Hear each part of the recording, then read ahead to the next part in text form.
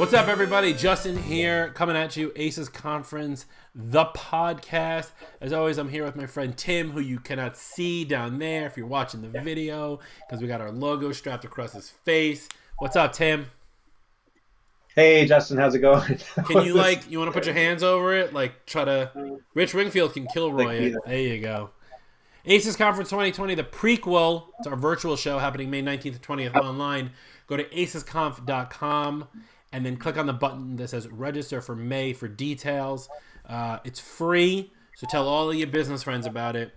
Then the actual conference, Aces Conference 2020, live October 20th and 21st in Atlanta, Georgia. And we're here today with one of our speakers for October, Miss Dupé Aleru. Hey! Hey! You almost got it. How's it going, you guys? We're good. It's going all right. You said what?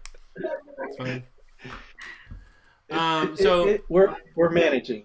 We're managing.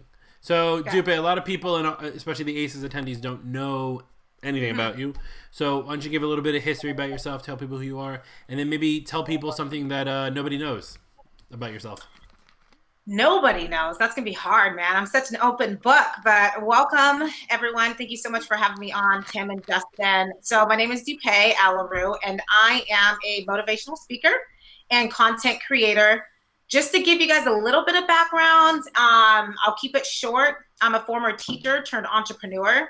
So back in 2008, when I was a laid off teacher, I decided to jump into entrepreneurship. And one of the first companies that I started was a tutoring company. I was a former teacher, so that's what I knew at the time. And I had that company for about 9 years. And then I decided to take a leap of faith and start a new business, which is Davi Creative. So currently right now, I'm the founder and CCO of a creative agency where we create, produce, and distribute online digital resources for speakers, social media influencers, and business professionals. So in a nutshell, I'm a content creator. I am all day long creating content. So whether it's video content, online resources, that's me all day. I tell Tim we need to create more content. What do you think? Should we create more content? Should Tim and I be creating more content? Oh, you're asking me. Should you and Tim? Well, I don't know how much content you guys create right now. So let me ask you this. What does your content calendar look like? How often do you create content and post it online? So by content calendar, it's when Tim and I decide to DM one another and be like, you want to do something today? Yeah, no. You know, this is the thing though, like all of us, we have businesses, right? We're all entrepreneurs. And what I do is I'm also a business coach and branding coach, and I help entrepreneurs build an online brand through content creation. And the reason why I do that is because I literally built my entire brand from creating video content. Like just a few years ago, nobody knew who I was. I was in the office working like most traditional business owners, and I was behind a desk. And it wasn't until I found a platform similar to what we're using right now going live. It's called Periscope. I'm sure you guys have heard of it. Yeah. It was in its very early adoptive state. And I was one of the first influencers to jump on that platform and grow a brand. And I went from 0 followers to almost 6,000 followers in less than 30 days. Nice. And it was at that point where people started to invite me to speak on panels and start to share my story that I realized, wait a minute, there's something here. Like more people know me around the world just by going live than when I'm in an office in Long Beach, California, and the only people who know me is who drive by my business office. So that's when I really started to create video content, and now I show other business professionals how to do that as well. That's awesome. So tell me about how you got. You said that you were a school teacher, and then how did you? And I know you got laid off in 2008. Welcome to the giant club of everybody who got laid off in 2000. Probably be a big club in 2020. But tell me, what drove you that start your own business? You guys, You're kind of cutting out. So Yeah, you you're said cutting out. what drove me to start my own business? Yep. Okay. Yeah. Like I was laid off actually 4 times. So like I was laid off 4 years in a row, and each year I was brought back because this is during, the economic crash, and there was like they were laying off a lot of teachers.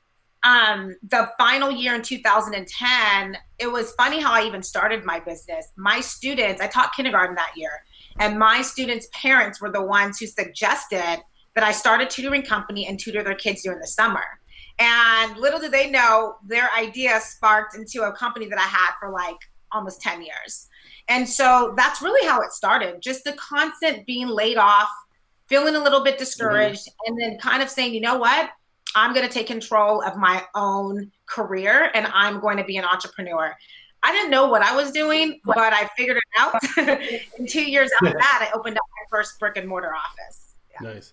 I think that's a big theme. I mean, I think without even thinking about it, that's one of the bigger themes for the October show, because you had those, you built up your entrepreneurship from nothing. You were laid off.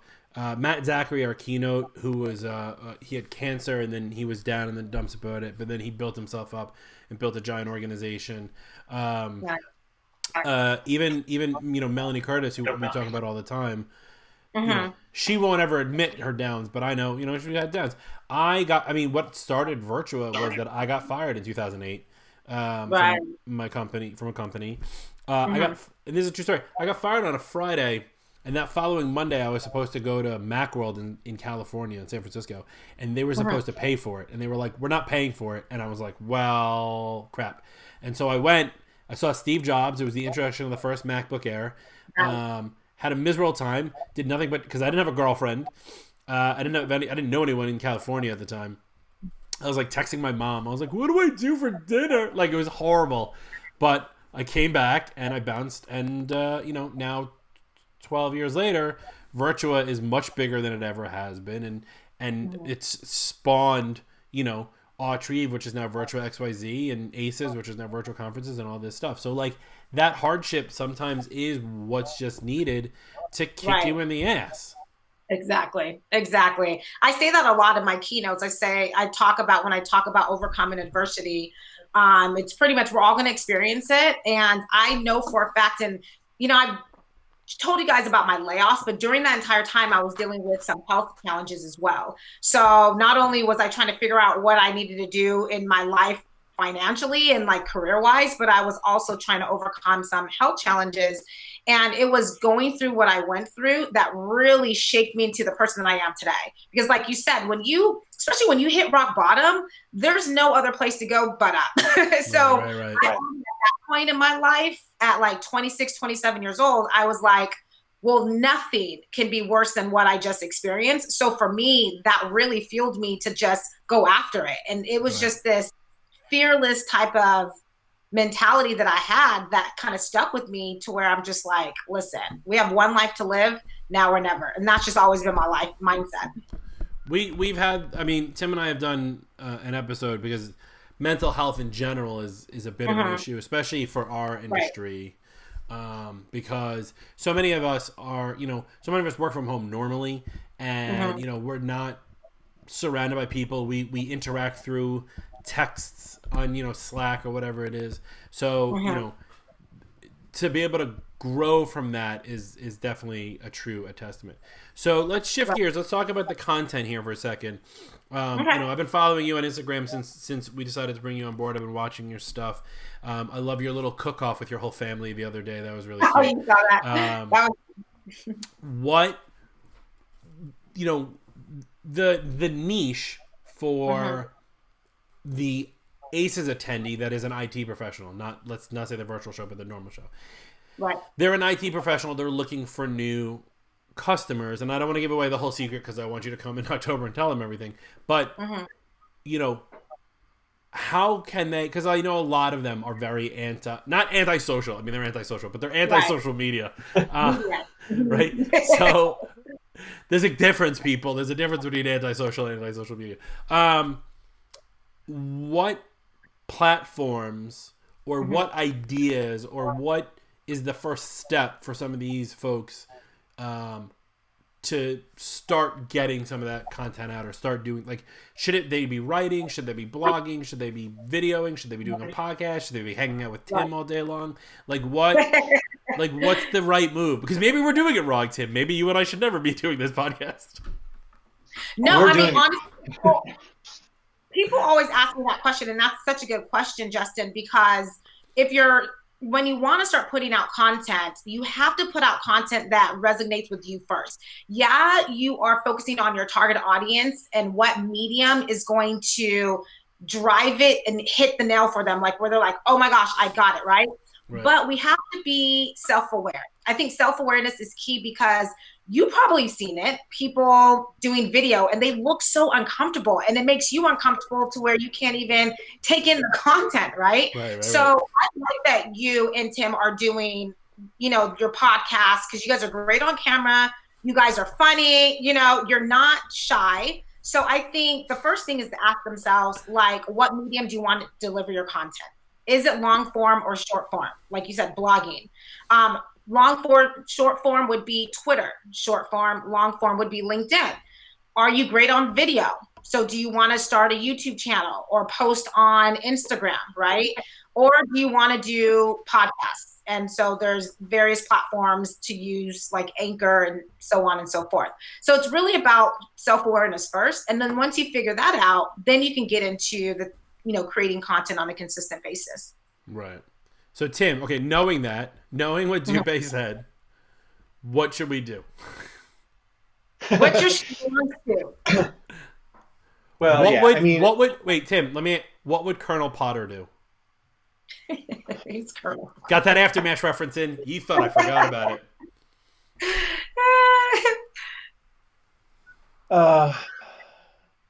Can I just go back to bed? I'm sorry. So, I mean, so your question, Justin, to me is, what should we do? Yeah. I think that it's really important. This is great. Well, this is what I was texting you all weekend, is that I think we should do plenty of good content, but we should be careful and not do too much content. I don't think that it's reasonable necessarily for us to be Facebook living every day. I don't think anybody wants to see that. Nobody wants to listen to these two schmucks talk all the time. But there is good, we do have good, decent content that we should be putting out there, that we can put out there. And I think that, to continue to talk to people, business leaders. Oh, you didn't like what I was saying and you cut me off? No, I try to fix your audio stream. Yeah, your audio's going out. No, you're fine. Go. Anyway, I think that we definitely should keep going. I think that, we probably have our limits to how much we should be doing. Because, people do get tired of hearing us. And you don't want to burn them out before we get to the virtual conference, because we want people to show up for the virtual conference. We want people to make donations to attendees for the virtual conference. We want to build businesses back up. I'm afraid our virtual conference is going to be too soon, and everybody's still going to be stuck in their house because of the rutabaga. But I like the idea, and people are going to need to know where to go. And I think that, by talking to other people outside of our regular IT world and bringing them into how to do things or businesses, because there's a lot, business is universal. There's a lot of similarities, right, of what we do. Just like today, I talked to 10 of my customers this morning. We just had a brief conversation about the what do they call the CARE Act? Is it the CARE Act that provides a relief? Yeah, the CARE Act. Yeah, right. So we had conversations with 10 of them today. Just like picked up the phone, chatted, said, "Hey, what are you doing? I want to make sure you're aware of this. Also pay my bills." And here's the information. Here's a link, and I either talk to them on the phone, or I send them an email, or I send them a Slack, or I send them a text message, just because I think that that's important. Now, this doesn't really have anything to do with what the question was, because I pulled a complete Tim and forgot what we were even talking about. But here we are, full circle. Back and ask something else. No, but I mean, you were saying about you you pretty much were saying that you like putting out content, but you don't want to put too much content out to kind of bore people. So the argument we had was, I said that we should be doing, because our Facebook Live, we've done 3 so far, and we've actually gotten pretty good response on it. We got enough comments, the past views and stuff like that work, and then we repost that as a podcast episode in our podcast stream and stuff like that. Yeah. Or on our YouTube channel, whatever it is. And I said we should do an FB Live every day because I think the Gary Vaynerchuk model, which is like hit him everywhere as much as you can, because they're gonna buy your stuff. But maybe he's wrong. I don't know. But I agree with you, Justin. I think what happens is we think that we're putting out too much when we're actually not putting out enough. Because let's face it, it's just like advertisement, right? People have to see things 20, 30 times before they actually go and actually start to pay attention and want to buy it. So even if you guys go live every single day, it might be the 10th or 15th live to when someone sees it and they're like, okay, I actually believe and trust what Justin and Tim is saying, or let me actually jump in and really get involved. I put out videos every single day, and I'm telling you, if I skip a day, my DMs are flooded with, oh my gosh, are you okay? People think something's wrong. Like if I don't put out content, people are always DMing me and thinking something's wrong. And I'm like, no, I just need a break. Like I just need an off day. So, and I only post once a day. So I don't think going live every day, it's too much. I know I have friends who go live a few times a day and they run multi-million-dollar businesses, and they built their multi-million-dollar business from going live. Okay. I have a couple of them, and their entire audience is online, but it was their consistency and really building that following and growing that helped them scale their business. So I think you guys believe in what you guys are saying. You guys are helping people. I'm all for going live every day. It's hard for me to go live every day. I can make a video every day, but it takes a lot of energy to be live for like an hour compared to me shooting a 60-second video. Right. See, Tim, Facebook Live every day. Let's do it. Tim's like, great. I'll do it without you. It's fine. Or you guys do Monday, Wednesday, Friday, or have one designated day that you guys go live. It all works, Yeah. Right. Yeah. I mean, I think that there's something to be said about quality over quantity. Right. And certainly be consistent. But if we're consistent Monday, Wednesday, Friday, that sounds great to me. Well, I think the other thing is, and I think that quality over quantity thing is big, right? Because again, going back to Gary Vaynerchuk, he talks about he'll shoot a commercial for something, and he'll have X celebrity, and he's like, okay, we've done the main shoot, great. Now let's have the celebrity bounce a soccer ball. Now let's have the celebrity do a flip bottle. Now let's have the celebrity sign a piece of paper. Now let's have so this way he just has that content built in to like put out there. So the question is really like, if we're talking about quality versus quantity, if we do up the quantity and we don't want to lose the quality, what should we be promoting? Because there's only look, everybody knows I'm a shameless self-promoter. I will drop aces into any conversation at any time. I will tell you to go to yourcomputerinventory.com and buy that tool if you need it. I will tell you to go buy Sign My Pet. Like, I'll do it. I don't care. But my point is, what else can we talk about?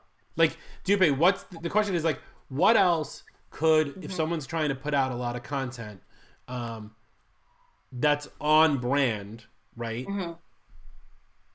What else should they be doing? Like your content, you put up that thing about the cooking challenge with your family, right? Is that really on brand for you, or is that something you just put out because you want to put out content and it's fun and it's different? Yeah, I still think that that's on brand because of the brand that I've built. So is it on brand in the sense where I'm talking about motivation and inspiration, like my normal, like, come on, you guys, you can do it type of thing? No. But at the same time, my audience, especially on Instagram, I know them well enough to know that me showing what I'm doing and inviting them into my life, that's good content. Like that video that you're talking about has over 3,000 views. Nice. There's a motivational video that could have hit just 1,000 views or 700, right? So I like to switch it up a little bit. And like you said, I did another cooking video last night about how to make tacos, and people are like, oh my gosh, like saving it. I'm going to make that. I was just telling my friend today, I'm switching up my content right now because we're all at home, we're all working. So I have to kind of go with the flow, right? And so you have to kind of get used to switching things up when you need to. But you're exactly right. You want to be able to stay on brand. And I agree with like the quality versus the quantity. Like you'll never see me just posting content, me out with friends, or just random stuff. If I'm speaking at an event, then I will post about that. But it's usually always me speaking or like motivational stuff. Justin, to answer your question more closely, I would say that you really have to be in tune with what your target audience's biggest pain points are.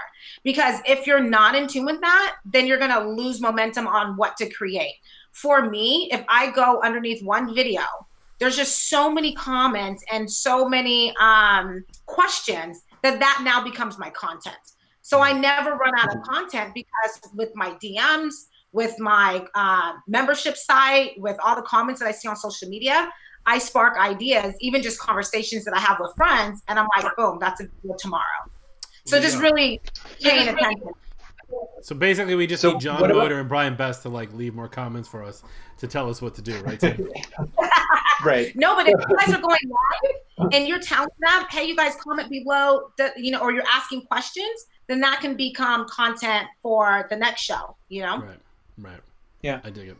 And so what's the I guess the other question that I have is in the time of root development, what's your feeling about selling? Are you Yeah. So are you reaching out to customers? Are you just doing it closely and keeping That's such a good question, and everyone's going to have a different opinion. And Gary Vaynerchuk, someone that I look up to too. I know Justin mentioned him a few times. And someone like Gary V, who's built a enormous brand, he can go on social media and post content. He doesn't have to ever sell, but he's going to always, he comes out with a book or he, does whatever. He's going to always make money because he has a big enough brand.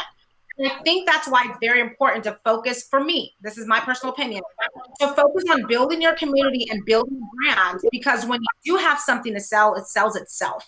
And so for me, I will use my Instagram stories to sell a lot of my products and services. You'll rarely see me post on my main page something that I'm selling, because I understand what the audience and the market needs. Nobody likes to be sold to. So if I post a video saying, hey, I have this, or this is coming out, I'm not going to get engagement. But if I make it fun and playful and I post it in my stories, which I get a lot of views in my stories, and you have the swipe up option because I have over 10,000 followers, now people are swiping up and they're clicking and they're buying, and I'm converting them. See, that's a big thing, is that 10,000 followers mark, right? Like, right. If you're trying to start a brand, I think the first thing anyone should try to do is, at least on Instagram, is find a way to get those 10,000 followers, so you have that swipe up ability.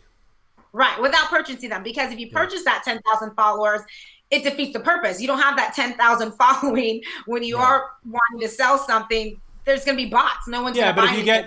But if you get your mom and you get Tim's mom and my mom, because they'll sign up for anything we say, that's 3 right there. Exactly right. So build your following authentically and organically, but also it's not just Instagram. You can use the same tactic on LinkedIn. Like I get clients from LinkedIn, from Facebook, and Instagram. I convert higher on Facebook than any other platform, believe it or not. And I post there less often. And you just really have to understand where your target audience is in each of the platforms. And then once you are able to do that, then you can kind of slip in those little well, that's a good thing, right? To learn where your target audience is. Yeah. I think for IT professionals specifically, right? The LinkedIn. Question is, all right, there you go. That's the answer, is LinkedIn. Oh, yeah. When you're talking IT, anything that has to do with like tech, it's definitely going to be, I would say, LinkedIn, and then Instagram. There's probably Facebook groups with IT, But LinkedIn, people are sleeping on it. I mean, I don't understand why people are not on LinkedIn. I get booked for speaking engagements. I get coaching clients. I do collaborations. My videos get high views on LinkedIn. LinkedIn would be a platform for IT professionals to start off, because what they have that Instagram doesn't have is that it's easier to search by just using the word IT, and then all these like names pop, and then you just connect with them and build authentic relationships. Yeah. Authentic. Yeah, without Authentico. Right, because LinkedIn becomes, it can get spammy a little bit. People just want to. I get spam all the time. I get someone who like will send me a message and they'd be like, "Hey, I'm trying to connect with other doctors. Would you like to connect?" And I'm like, "Where on my page does it say I'm a doctor?" I know my mother wants me to be a doctor. Sorry, Mom, but and I'm like, and I know that tactic because I've done that before. Right. Where I try to reach out to, like, say, advertising agencies, and I was like, "Oh, you're an advertising agency. Maybe I can help you. Maybe you can help me. Kind of thing." That 4-step. I'm not going to mention whose process to get people on LinkedIn. Now, when I do LinkedIn stuff and I'm trying to find a prospect, or I'm trying to find, I've used LinkedIn to hire my last 2 employees. It worked great. I've used LinkedIn to increase engagement in my stuff because we've written white papers on some of our clients, which then when we talk to another client, we're like, "Oh, you're looking for MDM? Here's this white paper I wrote on MDM. It's right on my LinkedIn page." I think it being on LinkedIn as opposed to, let's say, any of the other platforms gives it a sense of more of that, like what Tim, you like, that expert marketing kind of component, right? Yeah. It's, you posted on LinkedIn. Oh, that seems prestigious, as opposed to doing like a TikTok video. And LinkedIn, like you said something that's key. LinkedIn, it's hard to fake it. Instagram, you can put in your bio that you're anybody. There's so many times people are like, I'm a speaker, I might do this. And it's like, have you ever spoken on a stage before? To actually call yourself a speaker, because let's be honest, we can't just walk around and say that we're a plastic surgeon or a doctor if we've never gone to, med school. So LinkedIn, I think, like you said, it's the experts. You see their credentials, you see their past work experience, and you're able to say, listen, this person is legit. I want to connect with them. So yeah, you can weed out the frauds right away. What's going on? Did we lose you? Oh, there you are. This might be audio. We heard all of it. Yeah, we heard all of that. You know what it is? The internet's breaking. It is. As for the day that we're, because this isn't going to post for a while, the day that we're recording this, the internet is broken. Oh my goodness. The internet was not prepared for a pandemic. For rutabaga. It's good though. Listen, nothing is perfect. And that's the thing too about content. Nothing is going to be perfect. There's sometimes when I shoot videos and I mess up on my words and I'm like, they know what I'm talking about. I'm still going to post it, So I like organic stuff like this. Let it glitch. No editing. No editing. That's what I'm saying. Yeah. That's why we don't edit that, and I'm lazy. We sometimes edit. Sometimes we'll take a funny clip at the end of like that was in the middle of an episode, and we'll throw it at the end just to see if anyone's listening. We need a way to okay. So let's use us as the example, right? Because I don't want you to give away all the secrets, and we want to talk in October. And I think when you come in October, you're going to see a lot of people are going to gravitate towards you and ask you a lot of questions, right? So we've already talked about like what the first step is, which is create that content, get it out, find your platform, listen, be self-aware. How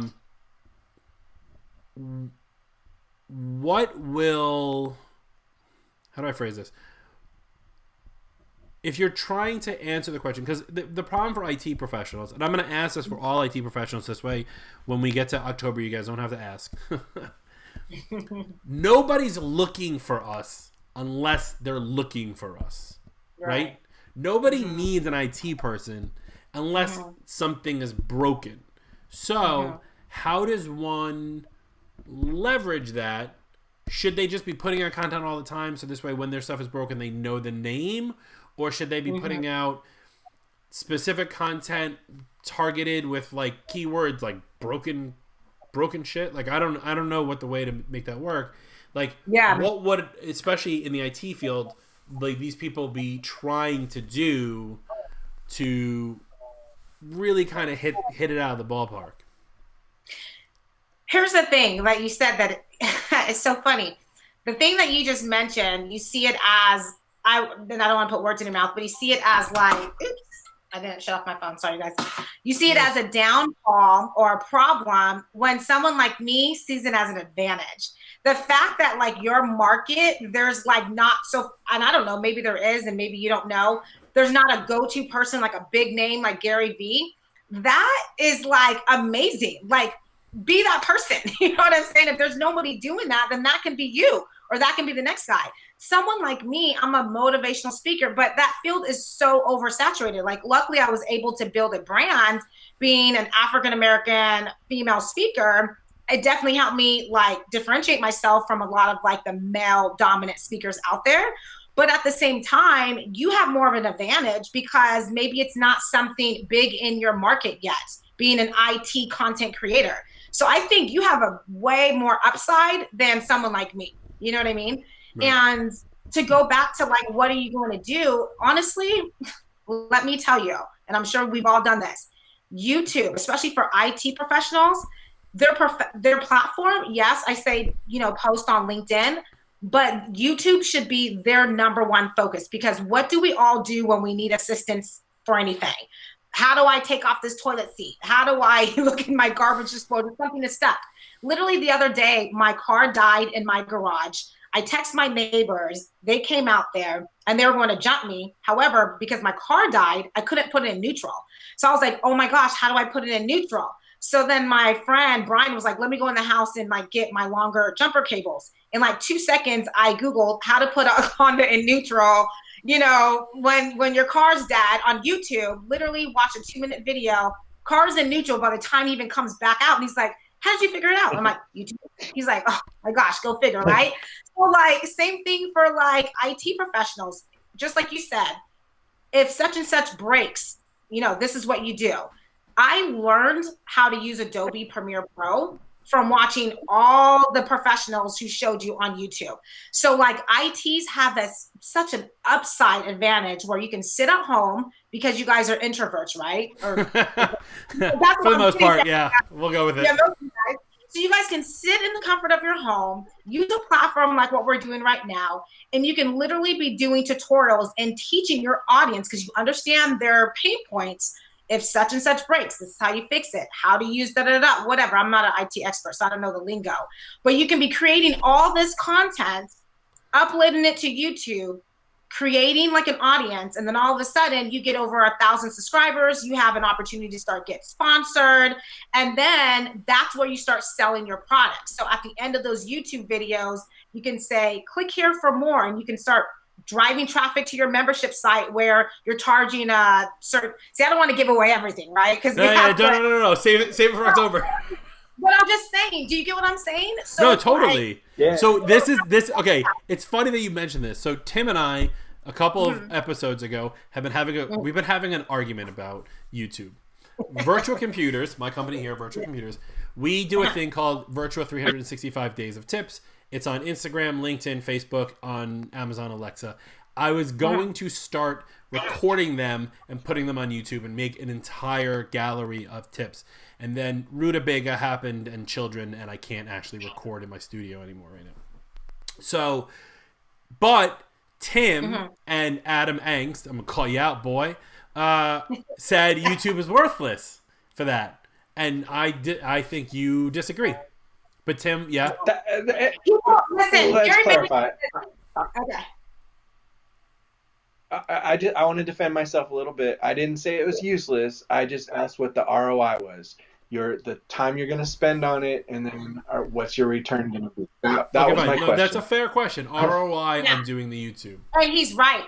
Tim's right and you're right, Justin. Is it useless? Just listen, you guys are both right, because Gary Vaynerchuk said this in one of his talks before, and I loved it. And it actually stung a little bit because I was one of those people.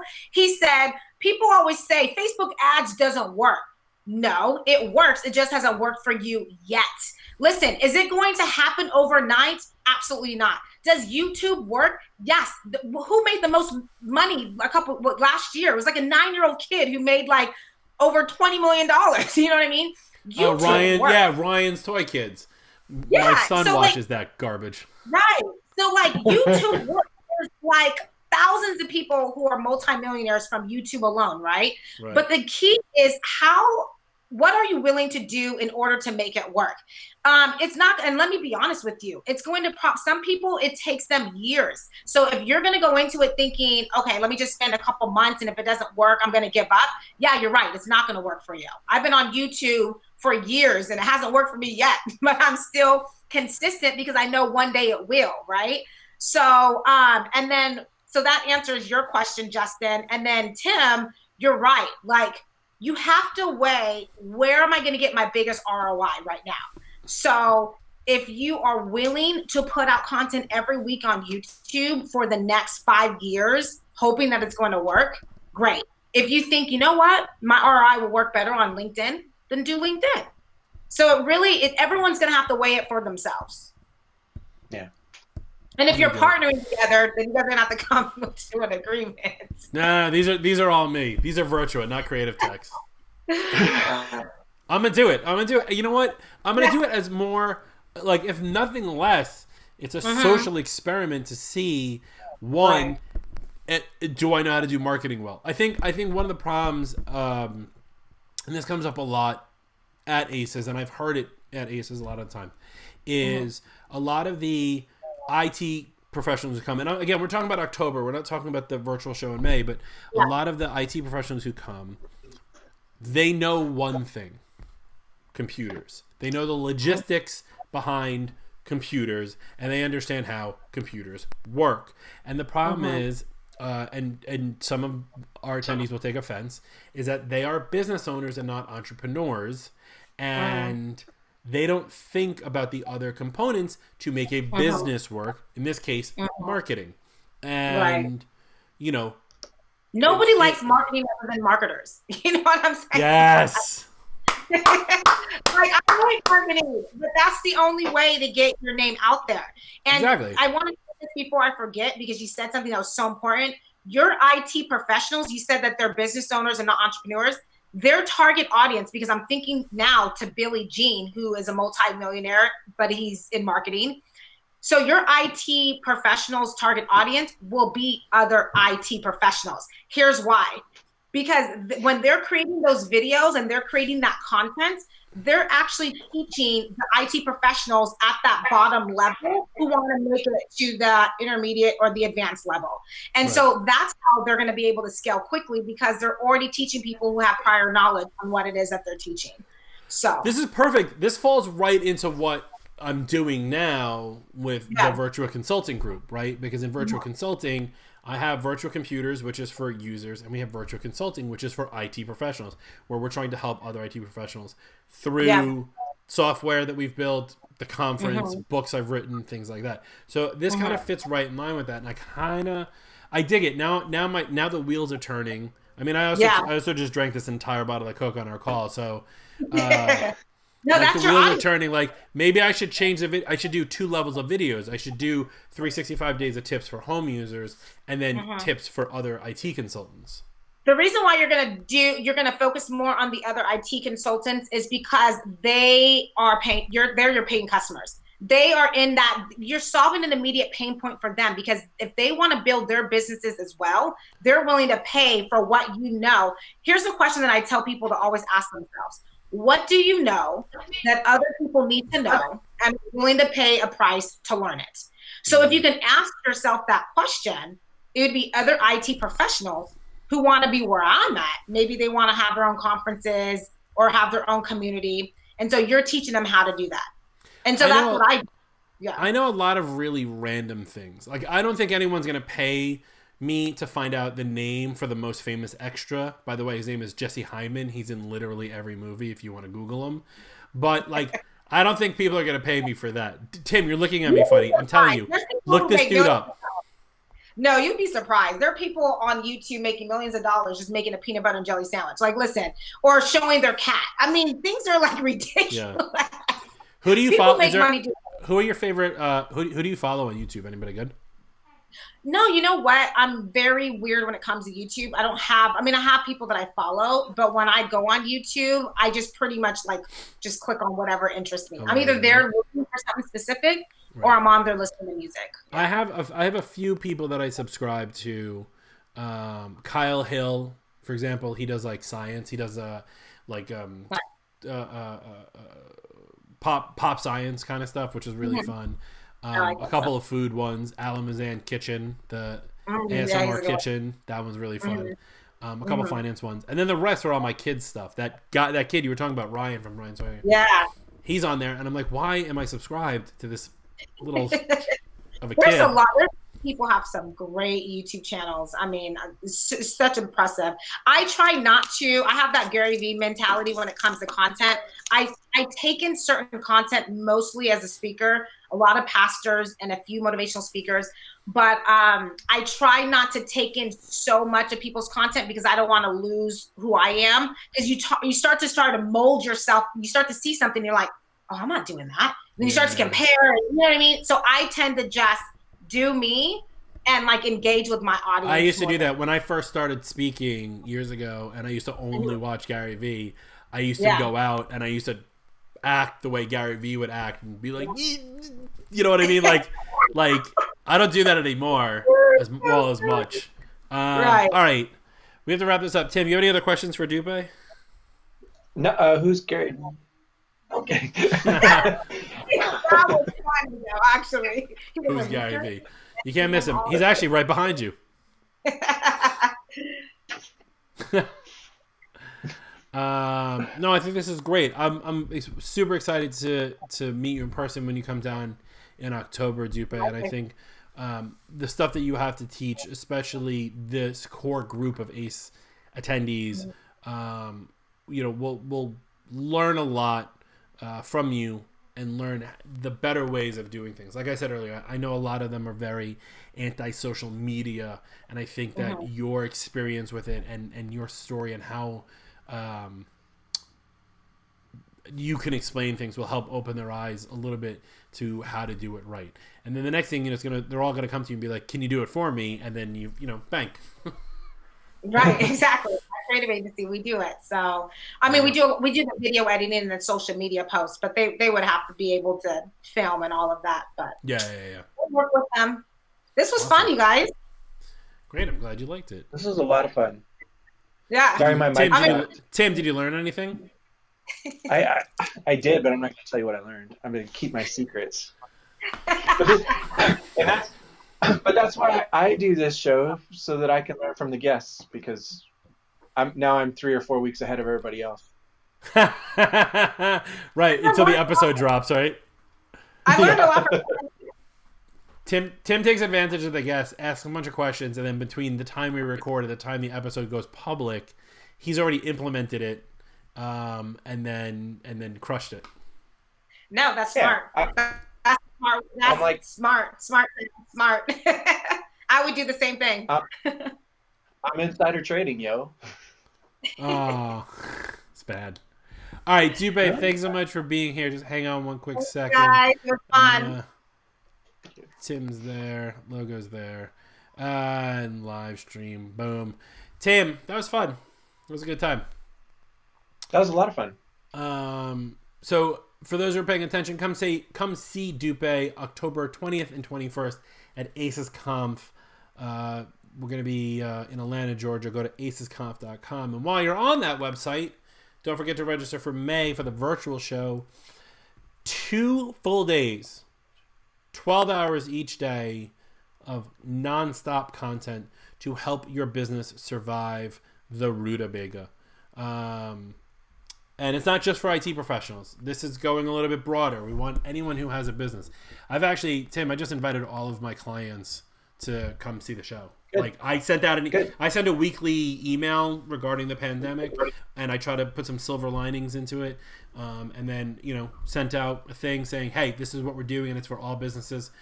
So if you're an IT professional and you have clients that have businesses and you think that they would benefit from this, send them over to Aces Conf. Click on register for May, and we would love to see them at the virtual show. Yeah, because remember, it's not just going to be IT stuff. We're going to talk to experts in all kinds of fields about how to rebuild their businesses after rutabaga. After rutabaga. This rutabaga overload. You know what I'm thinking? Right, I'm thinking. Wait. Before you sign off, I'm thinking that this is going to be like a Willy Wonka situation. So, like, the Oompa Loompas are going to come out and be like, too many rutabagas. Oompa Loompa. All right, now we're signing off because I've lost my mind. Thanks, everybody. Thanks for watching. Thanks for listening.